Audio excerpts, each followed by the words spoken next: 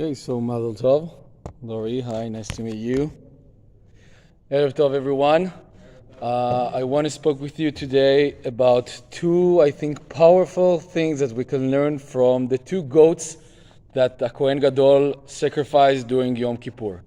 So we have one goat that goes to Hashem, goes to God, and one goat that goes to Azazel, to the desert, and we throw them over there. And actually, they're very special, those two goats, in the way they are sacrificing. We're sacrificing them. Because the goat to Hashem, a Kohen Gadol takes his blood and take him inside to Kodesh HaKodashim. And we know, usually during the year, no one's entered Kodesh HaKodashim, not even the Kohen Gadol. But in Yom Kippur, it takes the goat to the God, his blood of the goat of the God to Kodesh HaKodashim and throw it over there.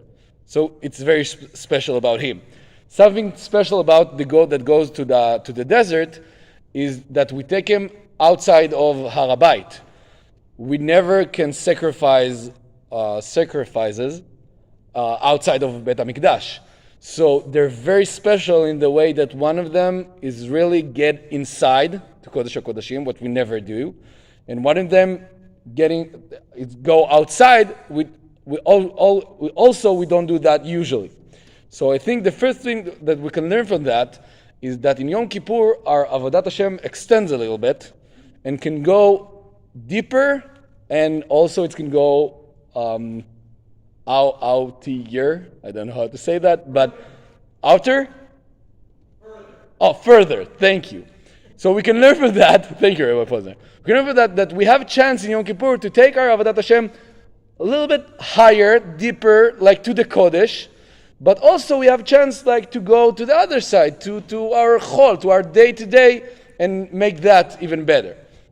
So that's the first thing. But the second thing, that they look a little bit like they're like they have an opposite purpose, because the goat that goes to Hashem, like we mentioned, go to the Kodesh HaKodashim, and also we know, like we've been told, that He's helped us to atone. Right, the word, okay, atone the sin that we did in the Mikdash, the Kohanim did or Israel did in the Mikdash. And the goat that go to the desert help us to atone on another thing about the sin that Bnei Israel does.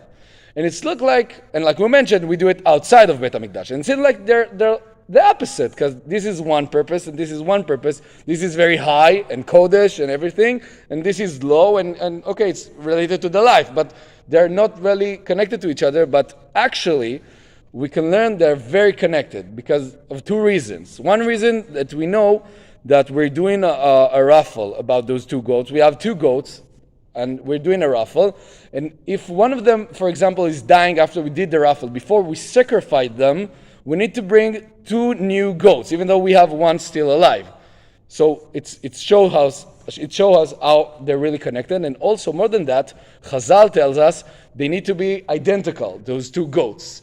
So I think from the raffle and from the fact that they need to be identical, we can learn that not only we can extend our Avodat Hashem, like we said, inside and further outside, they're also very connected. Because we can think that we need to choose one of them. Like we need to be or very spirituality, very high, very like connected to Hashem, or we can try like to make our life better. But actually what the two goats trying to tell us, it's if you're gonna take that opportunity in Yom Kippur, when you have this like opportunity to extend your Avodat Hashem, they will be very connected. Because if you go very deep, it will help you to raise up your life to even higher place.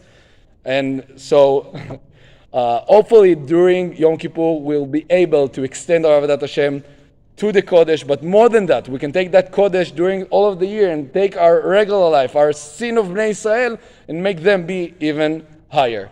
Bezrat Hashem. We're going to say Rabbi's Kaddish in page 57.